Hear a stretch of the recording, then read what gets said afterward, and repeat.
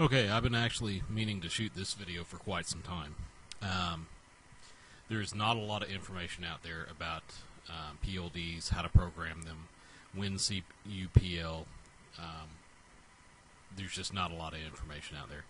And the reason for that probably being is that while they were used, there weren't many hobbyists that had the technology of using these devices. They were something that was limited to the industrial sector or the commercial sector, and there just wasn't a lot of people that knew anything about them back whenever they were being produced. The software probably hasn't been updated since Windows XP was the predominant operating system. So I wanted to do a quick video. I wanted to kind of give some people an idea as far as what they could expect as far as programming goes, and just kind of give you a basic rundown of the software itself. Okay, so this is this. Oh, and I forgot to mention. I want to give a reference. Horse 1066 that actually commented on another video.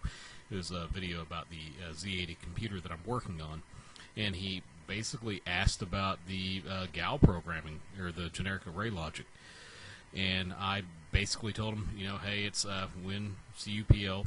I've been meaning to shoot a video for it for a while, and I just wanted to kind of do that not only for him but for a lot of people, because a lot of people, they see me using these devices and they don't really know what they need to do in order to be able to use them themselves. Because and whenever I say this, I mean it in all truthfulness. One chip can replace 10 chips. I mean, it is that simple. So having said that, don't worry about it too much. It is easy software to learn, at least for the initial phases. Afterwards, whenever you start getting into more of the registered logic and things like that, it can be more difficult. I don't even know how to do that. And like he says, there's not a lot of documentation out there. Well, the documentation that is out there, that's even written by Atmel or Lattice, it's just not good. And there's a couple different types of software that you can use. You can either use the DOS-based software, which is put out by Lattice themselves, I think. Don't mess with that. Just use the Windows software. Even in Windows 10, it works fine. There are a few glitches, but you'll figure it out. Okay? All right, so I want to go into the software first. Now, this right here is essentially a text document, but it is the IDE, okay? This first little section here, it basically sets the parameters, okay? And what I mean by the parameters, the file name, the type of device that you're using and the date. So general information here, but you need to make sure you have this there, because if it doesn't have that, then it doesn't know what it's programming it for. So as you can see, G80S Micro DEC. DEC stands for decode. It's my decode logic chip. The date that I actually compiled this was back in late March of this year, and it is the first time, or the first rendition of this particular decoding chip. It was done by me, and it is coded for a 22V10. Now the next part is your inputs. Okay, now these right here are basically the pins that you're going to plan on using. Now, whenever it comes to the 22V10, this right here is the chip itself, and pins 1 through 11 and 13 are only inputs. Now pins 14 through 23 are either inputs or outputs. Okay, and there's some more information in the data sheet. If you go and scroll down to output logic macro cell, it tells you in this section right here which pins have how many inputs and things like that, and that's really important. You will need to know that at a later time, but as it sits for right now with this simple decoding chip that I'm using, the only thing that you really need to know is how many inputs, which pins that they are, and which pins can be used as outputs. Okay, so these are the ones that are being used as inputs: pin 1 through 11, and then pin 13. Now, obviously, pin A15, or I'm sorry, pin 1 is A15, pin 2 is memory request, and coupled with pin 4 and pin 5, which are read and write respectively. Those pins are being used to decode the memory. Okay, and whenever I say the memory, I mean the RAM and the ROM, not the I/O memory. So RAM and ROM. So if A15 is low, memRequest is low, write is high, and read is high, that is the only condition in which the ROM can be accessed. Writing disabled, as you can see, to enable writing, remove everything after A15. So in other words, WR and RD. Now, this is the way that you need to look at these logic equations. The exclamation point that we're seeing right there in front of the label for the pin, that means not. Okay? So by not ROM CE, what I'm saying is ROM CE is not high when, and whenever I say when, I'm referring to the equal sign. That can be read as literally when. It can be low when memRequest is not, i.e. memRequest is low, and A15 is not, i.e. A15 is low, and WR or write is high, and RD is not, i.e. RD is low, read is low. So in other words, that is the only conditions in which the ROM can actually be activated. And whenever I say activated, the chip enable can be set. Now on the RAM, all we need is that the memory request be low and that A15 be high. And because this is a 32-bit address space out of a 64 kilobyte address space, we know that if A15 is high, ROM is always low and RAM is always high in the Z80. So if A15 is high, we know that we're supposed to be in RAM. So it doesn't matter whether we have any logic to determine whether or not there's read or write enabled. It doesn't matter. It needs to be enabled if A15 is high and memRequest is low. Now, for the rest of these pins here, I'm going to talk a little bit more about them. Now, if you look up here, we got A7 down here on pin 11 through A2 on pin 6. So we got 1, 2, 3, 4, 5, 6. Is that right? Yeah, 6 out of the 8 address lines we have factoring in our I/O space. And the reason for that being is because most peripherals, they have at least 1 or 2 address lines that go to them for the registers. You need those in order to be able to determine whether or not you're going into the control register or whether or not you're going into a data register or port or whatever it may be. So we only need 6 for this particular chip. And depending upon the combination of those and whether or not I/O request is set, then we can determine whether or not a particular chip select is going to be set. Now, on these outputs, we've already gone over ROM CE and RAM CE. Let's go over DART CE, PIO CE, and PIO RES. Now, let's start off with PIO RES.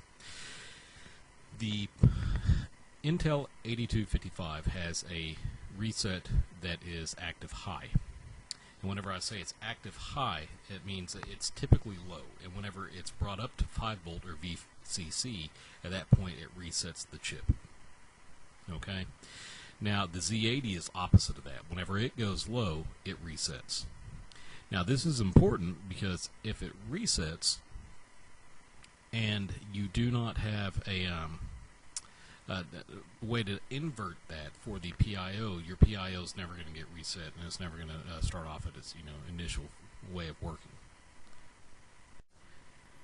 Now, having said that, with the Z80, all we really need to do is just invert that signal, and that's exactly what it's doing here.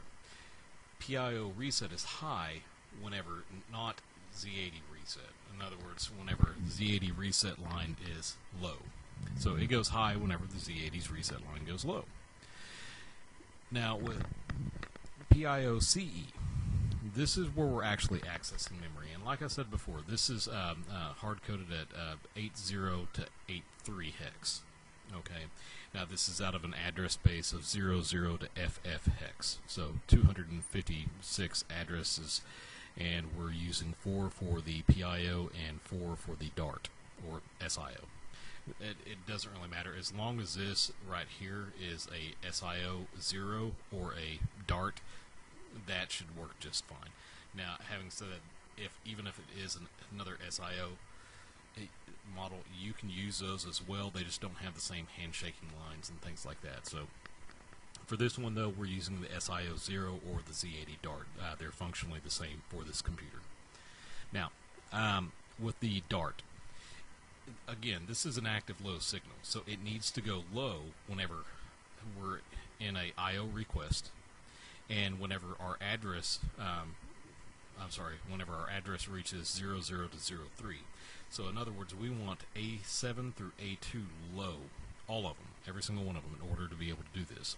Now, with PIO, on the other hand, we want to make sure that it's a I/O request, but we also want it to be within that 80 to 83. So in other words, A7 needs to be high and everything else needs to be low.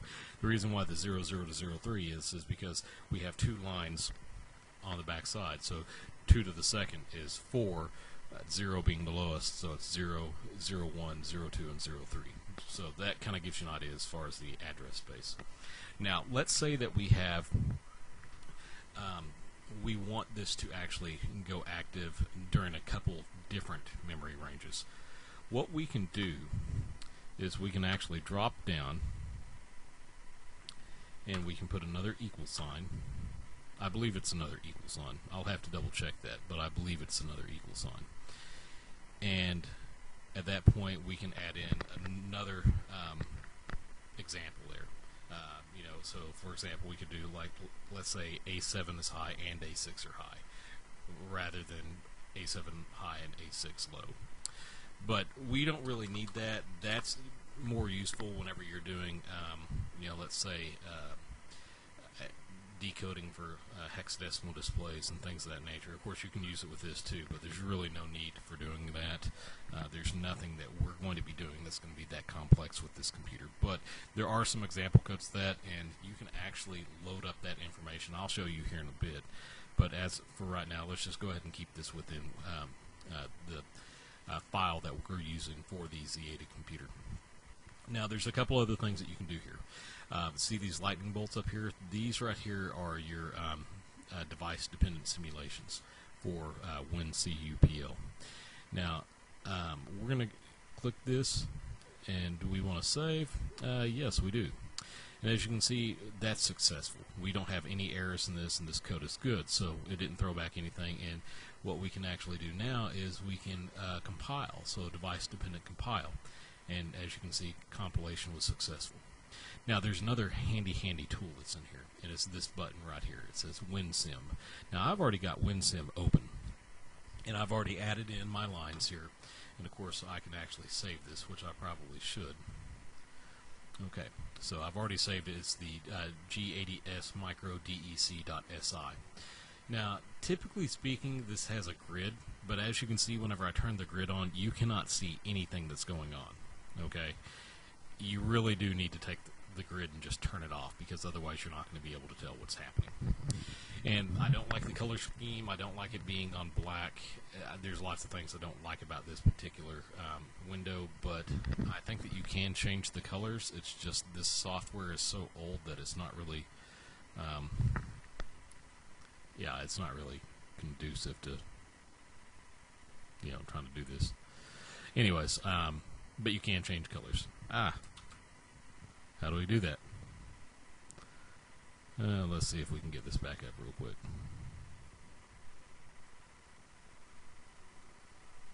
Okay, I'm going to pause this while I figure this out. Okay, I got it figured out. Now, you see there's a couple lines here. Of course, we have Z80 reset, we have memory request, we have A15 IO request, A7, A6, A5, A4, A3, A2, read write, PIO reset, PIO chip enable, Dart chip enable, RAM chip enable, and ROM chip enable. You see this down here. It looks like a little crosshatch pattern. That right there is actually the setting for it is actually simulator determined. Okay, that means that whenever we run the simulator, it's going to determine what that signal is. And you can see I've already plugged in a couple of changes in the I/O lines up here. So for example, I've got a couple resets right there. I've got a couple accesses to memory right there. A15 goes high here. IO request goes low a couple times here, A7 goes high, and then A5 goes high, and then we have read and write. Okay, so what we're going to do is we're going to go to simulator, and we're going to run simulator. Okay, and as we can see, simulator is successful. Now this is where you're actually going to run into one of those little hiccups in the software and how it doesn't really like to run in Windows 10. Okay, and you'll see as soon as I click OK. Oh, it didn't do it that time. Typically this whole screen will go black, everything within this, and you'll have to actually size the window down and size it back up and it will display properly, but it didn't do it that time. I don't know why. It worked, but it did. So we will just continue with our demonstration. First we'll start with Z80 reset. Now as you can see we have two resets here, and if we go down to PIO reset we see how this line right here, it's actually opposite. So it's high, then it goes low, high, low, high. Here it's low and it goes high, low, high, low. So if we go back and look at the software itself, that's exactly what we wanted. We wanted it high whenever the Z80 was low. Okay, so that worked. Now if we take a look at mem requests, we see that we got several different mem requests here, and if it goes low there and A15 is low, we can take it all the way down to RAM and ROM, and we can see that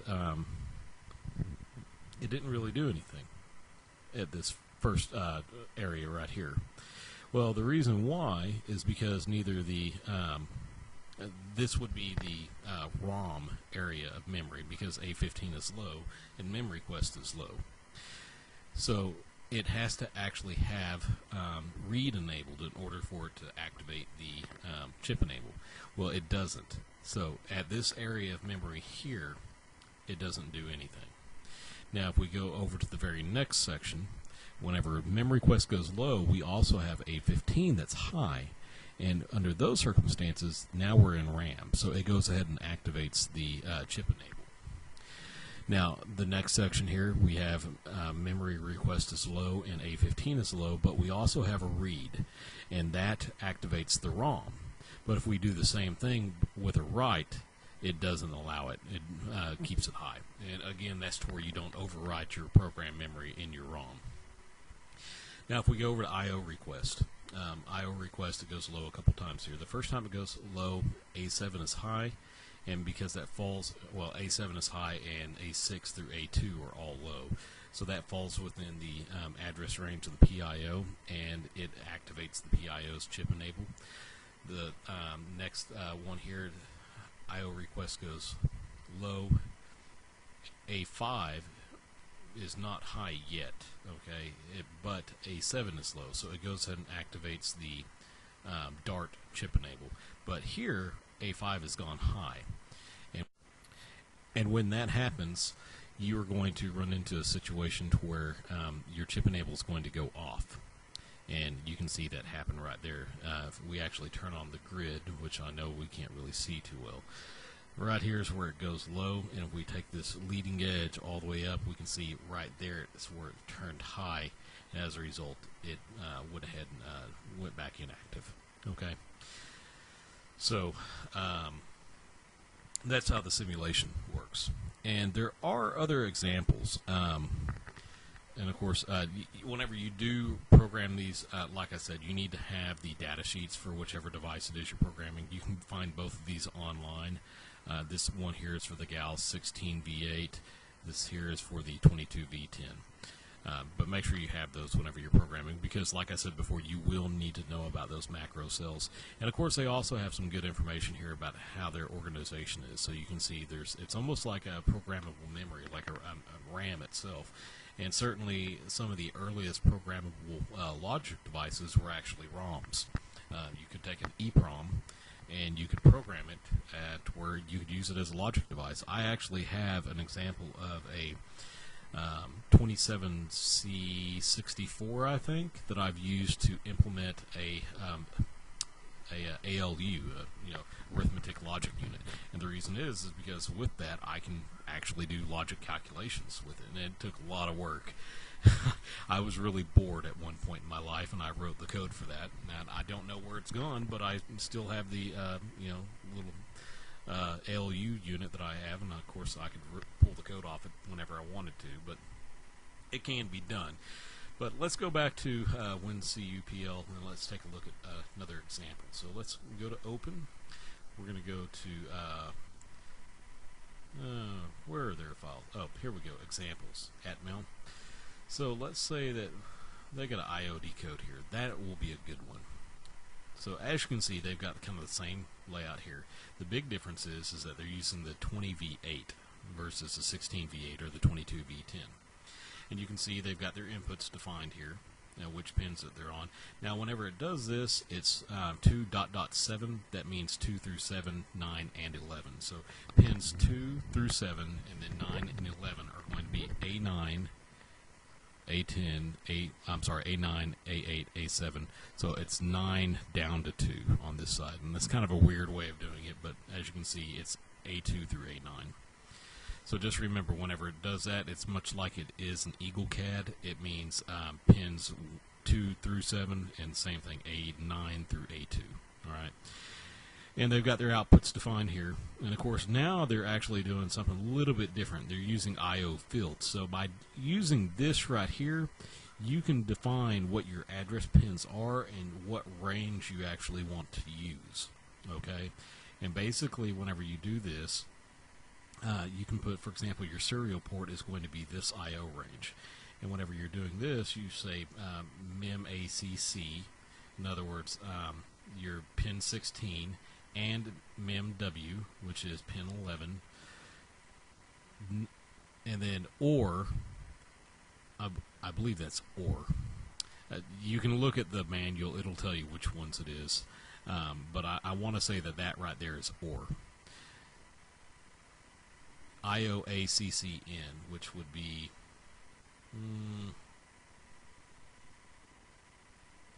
oh, here we go. Pin 13 or RTC clock enable. So it's going to be, I'm sorry, I was looking at the wrong one.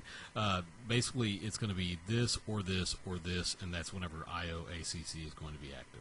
So it's just a different way of looking at it. But you can go through these examples. They come with the software. For example, you can even look at, let's say, a latch synthesis. And it will basically tell you all the information that you need to know. And, of course, there's other tools in here as well. I believe that there is a manual. I don't know where it's at in the software, but you can go through the entire package and you can look to see what's there. So, for example, we can go to WinCUPL, utilities. I'm not sure exactly. Oh, maybe it's here. Oh, yeah. So we've got some development help. Of course, that's PDF that I just tried to open with it. But anyways, that's what you're looking at as far as the software is concerned. Now, I'm going to be honest with you, I don't understand a lot of this. A lot of this software is, it's just beyond me, and they don't really give you any good example of what it's trying to do or what the intent of it is. I can't really help you with that. What I can say is that if you look at the examples and you kind of search around online, you will find some very basic stuff. You have to play around. And the downside to it is that these PLDs, you can typically only program them about 100 times at most. So you are going to burn through chips. My suggestion would be to order, several and then use one just for development. And whenever you finally burn it out, go to another one. And expect to burn through some of these chips. It's just like working with your standard TTL logic. I mean, you're going to lose them. You're going to break pins on those. With these, it's not so much that. You're going to burn them out, and they're not going to be able to be programmed any longer. So expect a certain rate of attrition. Do some reading. There are some software manuals out there that you can read on the CUPL. Not a lot of them, but there are some. You basically just have to sit down and go over all the material and see what you can find. And learn. Like I said, I'm by no means an expert. I just, I learned how to do a lot of this just by playing around. And I'll be honest with you, I've been doing it for about 2 years now. So, you can learn and you can actually shrink your project size. But you know, if you don't want to have a whole lot of TTL logic on the board, if you don't want to invest in costly CPLDs or FPGAs, then this is the way to go, because you can still get these chips very cheap. I order them, you know, in bulk. They can be had. It's just you got to have a programmer to use them. I use the TL866, and if you want to know what that is, you can just go to TL 866 in YouTube, and you can find a dozen ones. Actually, this one right here, I suggest watching this video, and I'll try to put a link to it in the description below. But this right here is run by Dave. That's Dave's channel, and if you've never watched the EEV blog, that's an awesome YouTube channel if you're into electronics. So check it out. Aside from that, download the software, get yourself a programmer, get yourself some ICs, or PLDs rather, and just start having fun. And again, if you have any questions, feel free to comment below, subscribe, and then obviously you know, link to my channel if you know you find somebody wanting to find out about anything that I've spoken about on topic. Just link to it, throw it on your Facebook. I don't care, whatever. More views, the better. I'm trying to get the word out. A lot of people aren't doing these projects anymore, and a lot of this stuff is being lost to you know, history. I mean, it's fun stuff to play with, and of course everybody's into microprocessors now, but microcontrollers now rather. Microprocessors, they weren't that much different, and we can still build fun systems right here in our homes without a whole lot of equipment to really do it. I mean, most of the information's out there now. It's just we got to get people working on it. All right, thanks for watching. Have a good day.